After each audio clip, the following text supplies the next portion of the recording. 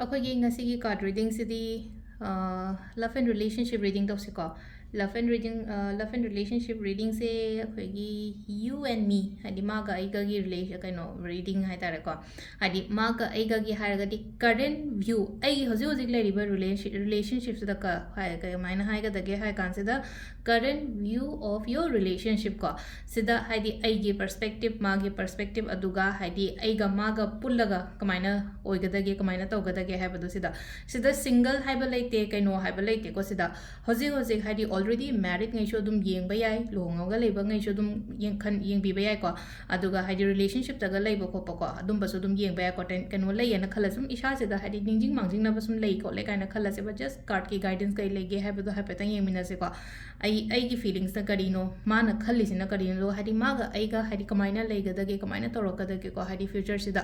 ꯑꯗꯨꯒꯤ ꯃꯇꯥꯡꯗꯅꯤꯀꯣ ꯑꯗꯣ ꯁꯤꯗ ꯑꯩꯈꯣꯏꯅ ꯏꯄꯣꯛ ꯅꯨꯃꯤꯠ ꯀꯔꯤ ꯀꯔꯥ ꯈꯥꯏꯗꯣꯛꯑꯔꯣꯏꯀꯣ ꯁꯤꯗꯅ crystal ꯈꯟꯁꯦꯀꯣ ꯑꯗꯣ ꯑꯗꯨꯝ ꯌꯦꯡꯕꯗ ꯑꯗꯨꯝ ꯈꯪꯕꯅꯤꯀꯣ ꯍꯥꯏꯗꯤ ꯄꯤꯡ ꯀꯦꯟꯗꯜ ꯄꯤꯡ ꯀꯥꯔꯠ ꯐꯨꯔꯤꯠꯁꯨ ꯄꯤꯡ ꯑꯣꯏꯔꯝꯃꯦ ꯑꯗꯣ ꯁꯤꯗꯀꯣ ꯁꯤꯗ ꯂꯩꯁꯦ crystal ꯑꯍꯨꯝ ꯂꯩꯔꯦꯀꯣ moonstone red carnelian ꯑꯗꯨꯒ amethyst ꯀꯣ ꯁꯤꯗꯒꯤ ꯑꯃ ꯈꯜꯂꯁꯦꯀꯣ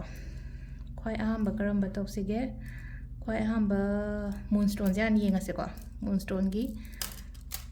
ꯑꯗꯨꯝ ꯉꯥꯛꯇꯪ ꯈꯟꯒꯦꯁꯨ ꯈꯟꯕꯤꯌꯨꯀꯣ ꯑꯩꯅ ꯁꯤ ꯎꯠꯂꯤꯉꯩꯁꯤꯗ ꯍꯥꯏꯗꯤ ꯀꯔꯝꯕ ꯅꯨꯡꯁꯤꯅ ꯍꯦꯛ ꯑꯩꯉꯣꯟꯗ ꯌꯦꯡꯕ ꯃꯇꯝꯗ ꯁꯤꯃ ꯈꯟꯒꯦ ꯍꯥꯏꯕꯗꯣ ꯉꯥꯛꯇꯪ ꯄꯣꯁ ꯇꯧꯔꯒꯀꯣ ꯚꯤꯗꯤꯑꯣꯁꯦ ꯄꯣꯁ ꯇꯧꯔꯒ ꯌꯦꯡꯒꯦꯁꯨ ꯌꯦꯡꯕꯤꯌꯨꯀꯣ ꯑꯩꯅ ꯁꯨꯝ ꯊꯨꯅ ꯍꯥꯏꯔꯒꯗꯤ ꯑꯗꯣ ꯈ꯭ꯋꯥꯏ ꯐꯥꯔꯁ ꯀꯣ moonstoneꯒꯤꯁꯤ ꯌꯦꯡꯉꯁꯦ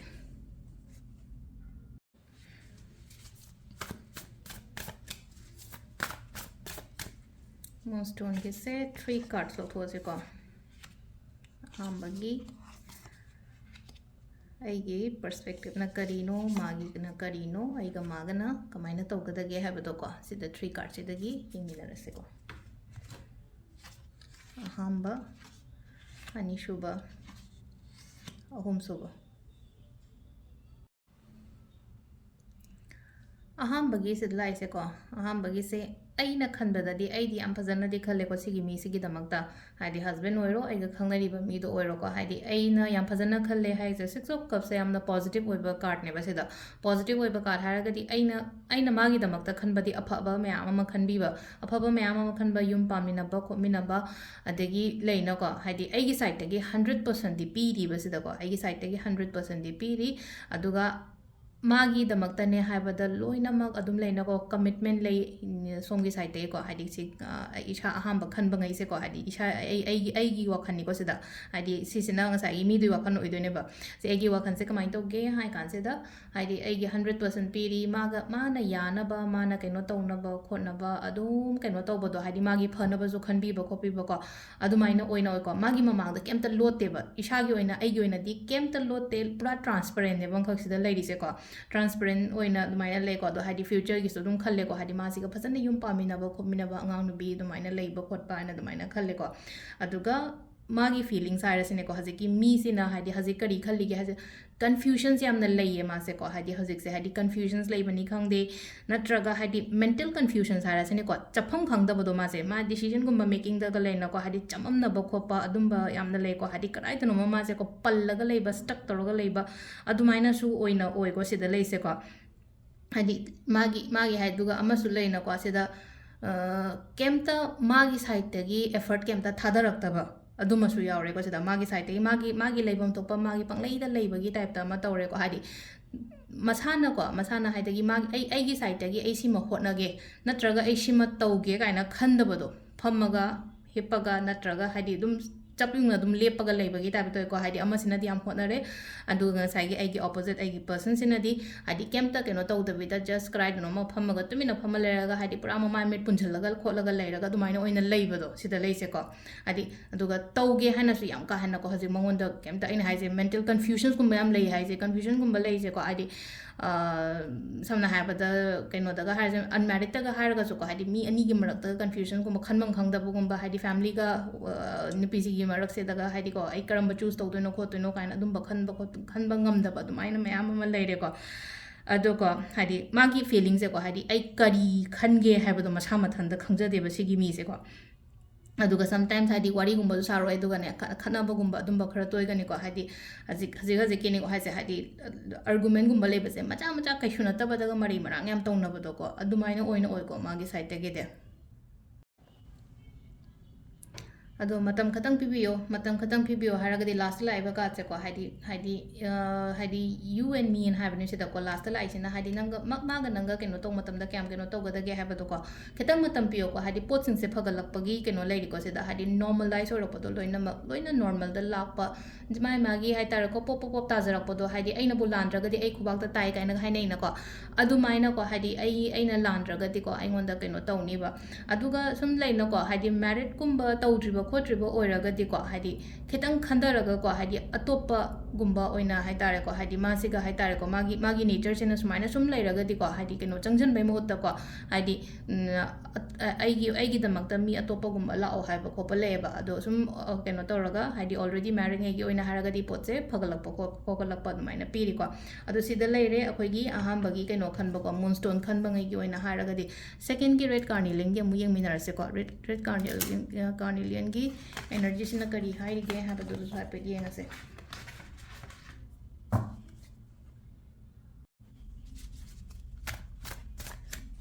ꯑꯅꯤꯁꯨꯕꯒꯤ crystal ꯀꯣ ꯑꯅꯤꯁꯨꯕꯒꯤ crystal 1 2 3 ꯁꯤꯗ ꯂꯩꯔꯦꯀꯣ first second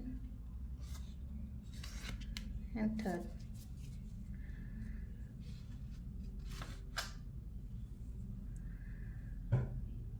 ꯀꯥꯔꯠꯁꯦ ꯌꯥꯝꯅ ꯄꯣꯖꯤꯇꯤቭ ꯑꯣꯏꯅ ꯂꯥꯛꯑꯦꯀꯣ ꯁꯤꯒꯤ ꯑꯣꯏꯅ ꯍꯥꯏꯔꯒꯗꯤ ꯍꯥꯏꯗꯤ ꯂꯥꯛꯏꯕ ꯀꯥꯔꯠ ꯃꯌꯥꯝꯁꯦ ꯐꯖꯅ ꯂꯩꯃꯤꯟꯅꯕ ꯑꯣꯏꯅ ꯇꯧꯋꯦꯀꯣ ꯍꯥꯏꯗꯤ ꯇꯨꯡꯗꯁꯨ ꯉꯥꯏꯔꯦꯀꯣ ꯍꯥꯏꯗꯤ ꯑꯗꯨꯝ ꯃꯑꯣꯡ ꯇꯥꯅ ꯑꯗꯨꯃꯥꯏꯅ ꯂꯩꯕ ꯈꯣꯠꯄ ꯁꯦꯇꯜ ꯗꯥꯎꯟ ꯇꯧꯕ ꯈꯣꯠꯄ ꯑꯗꯨꯃꯥꯏꯅ ꯑꯣꯏꯅ ꯑꯣꯏꯔꯦꯀꯣ ꯑꯗꯣ ꯏꯟ ꯗꯤꯇꯦꯜꯁ ꯑꯣꯏꯅ ꯑꯃꯨꯛ ꯍꯥꯏꯖꯔꯛꯑꯒꯦ ꯑꯩꯅ ꯈꯟꯕ ꯍꯥꯏꯔꯁꯤꯅꯦꯀꯣ ꯑꯍꯥꯟꯕꯗ ꯑꯩꯅ ꯈꯟꯕꯁꯦ ꯀꯣ ꯍꯥꯏꯗꯤ ꯑꯗꯨꯝ ꯌꯥꯝ ꯐꯖꯅ ꯅꯨꯡꯁꯤꯅꯅ ꯂꯩꯃꯤꯟꯅꯅꯤꯡꯉꯦꯀꯣ ꯍꯥꯏꯗꯤ ꯃꯤꯁꯤꯒ ꯑꯩꯒꯤ ꯄꯔꯁꯟꯁꯤꯒ ꯌꯥꯝ ꯐꯖꯅ ꯅꯨꯡꯁꯤꯅꯅ ꯂꯩꯃꯤꯟꯅꯅꯤꯡꯉꯤ ꯃꯦꯅꯤꯐꯦꯁꯇꯦꯁꯟꯁꯨ ꯇꯧꯔꯝꯒꯅꯤꯀꯣ ꯍꯥꯏꯗꯤ ꯔꯤꯂꯦꯁꯟshipꯀꯤ ꯃꯇꯨꯡ ꯏꯟꯅ ꯍꯥꯏꯗꯤꯀꯣ ꯑꯩꯒꯤ ꯔꯤꯂꯦꯁꯟshipꯁꯦ ꯌꯥꯝꯅ ꯐꯕ ꯀꯥꯏꯅꯒ ꯍꯥꯏꯗꯤ ꯁ꯭ꯄꯤꯔꯤꯆꯨꯋꯦꯜ ꯂꯣꯝꯗ ꯆꯪꯁꯤꯜꯂꯛꯄꯗꯣ ꯍꯥꯏꯗꯤ ꯑꯗꯨꯃꯥꯏꯅ ꯑꯗꯨꯝꯕꯁꯨꯀꯣ ꯁ꯭ꯄꯤꯔꯤꯆꯨꯋꯦꯂꯤꯇꯤꯒꯤ ꯍꯥꯏꯗꯤ ꯍꯦꯜꯞꯀꯨꯝꯕ ꯂꯧꯔꯒꯀꯣ ꯌꯥꯝꯅ ꯐꯍꯟꯅꯤꯡꯕ ꯈꯣꯠꯍꯟꯅꯤꯡꯕ ꯑꯗꯨꯃꯥꯏꯅ ꯑꯩꯒꯤꯁꯨ ꯂꯩꯖꯩꯑꯕ ꯌꯥꯝꯅ ꯁꯤꯗ ꯂꯩꯁꯦꯀꯣ ꯑꯍꯥꯟꯕꯒꯤꯀꯣ ꯑꯩꯒꯤ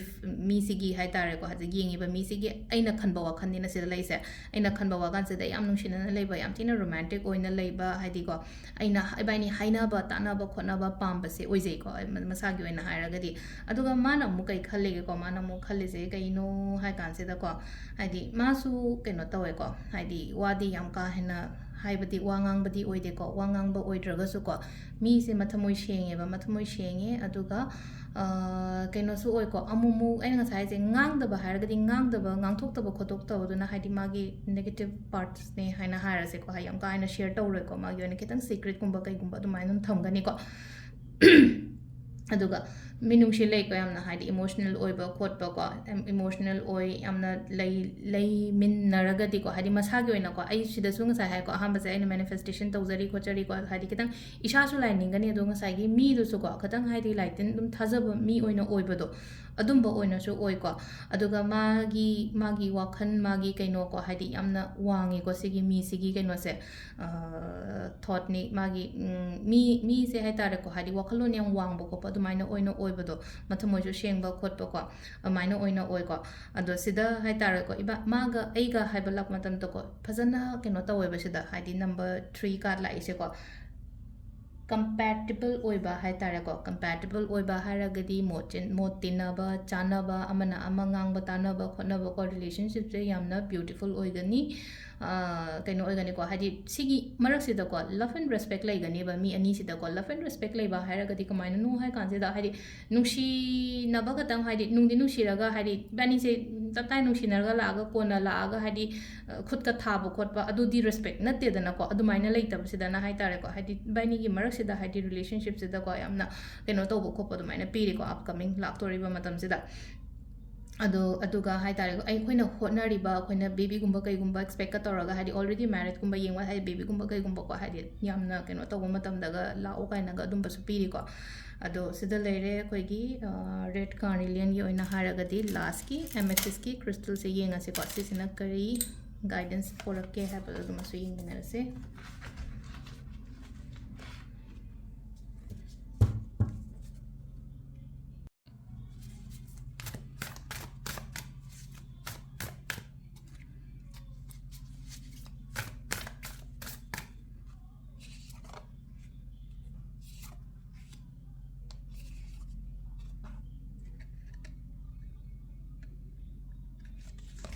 sida leireko akhoi 3 card amethyst khanba ngai gi oina haragadi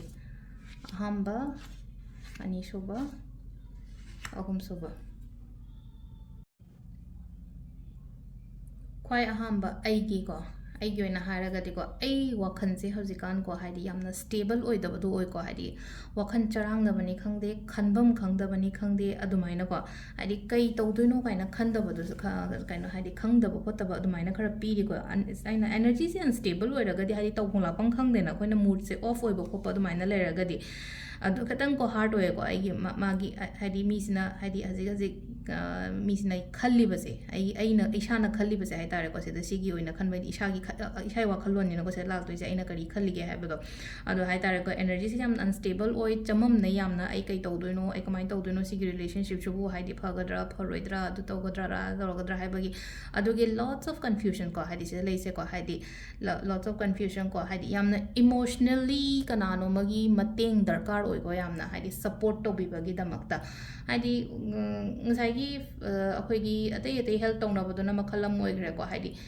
haji aina haise energy unstable oibani na haidi puning khangnu nusiba gumba kaino to khopa adu maina gumba khra leibani na ko haidi mentally support haira emotionally support haira ga imanabi ni khangde na amani khangde ko chinaw na ni khangde ko haidi kitang health gumba kai gumba adu maina lobi ba khopi ba ko moida ge adu ma su leire ko adu na tabida haidi akhoi gi tarot yengba kaina haira sine ko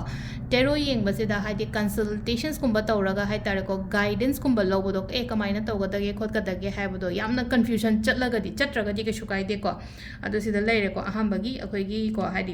isagi hoji feeling se haidi anoba la ga su ko haidi khong thangjan bangam dabado sida ko haidi ai se sibu pharam gadra ne pharam moidra ko sise na haidi yung kai pandri ba mi ngai yoina haidoni ko ai anoba la ga su ai sise haidi chatpana changjan bana phadora changjan dabana phadora haidi hol tawraga lei ko ai na ha ga di khitang changjalo sida ko sida khitang changjan bi bai ko mi unmarried kumba leire ga di ko haidi anoba relationship kumba la ha ga di changjan bi sida ko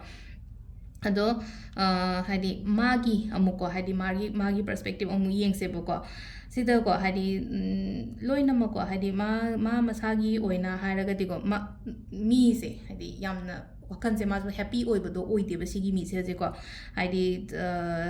happy oba ngam de duga haidi kitang mamai leithokna bagi type ta ma tawe ko mamai leithokna re haidona heta relationship re break up ending din natte ba sida hoji magi life the problems le ramba ate ke no ma ama hai tare ko haidi magi mind ni khangde magi life ta ni khangde adum ba ma le rangani aduduna haidi matam pi ba ngam da bani khangde natraga haidi keno tawna bani khangde khatang mai leitho chana bagi type ta ma tawe ko sita tawri se ko aduduna haidi sisina relationship se end oiraba ending oiraba haragati ko oide ko just give some time ko break khatang darkar oi ko haidi mangon da su space bibio isha da su space bibio ko aduga control labio haragati sida laiba last ki card che ko strength lai ko strength la ko ni na ko haidi sida lai se haidi kitang khangbiyo khotbiyo ko haidi pangan thongna lebiyo haidi end of the day hai tare ko sida end of the day everything will be fine hai na hai bane sida ai se ko strength card lai se haidi ko haidi sida ai ngasai en hai sida emotionally down oiba khotpa mayam ama leina ko emotionally down chatpa yade hojik se matam piyo aduga maga aiga haragadi maga aiga se overall adum haidi tungi oina haragadi ko phajana loina ba khotpa adum yagadi ko aina themjan badi adum changani aina themjan ba aina support tawbi badi yam darkar oigani ko sigi mi sida haidi mental support ni khangde natraga haidi any kind of support haidi mental support adagi akhoi gi financially support ni khangde amani khangde ko adum badi khara di dum tawrani adu sida leire akhoi gi ngasi gi oina kaino gi se ko haidi relationship ki reading se amu yengminarase makata videos ko na thank you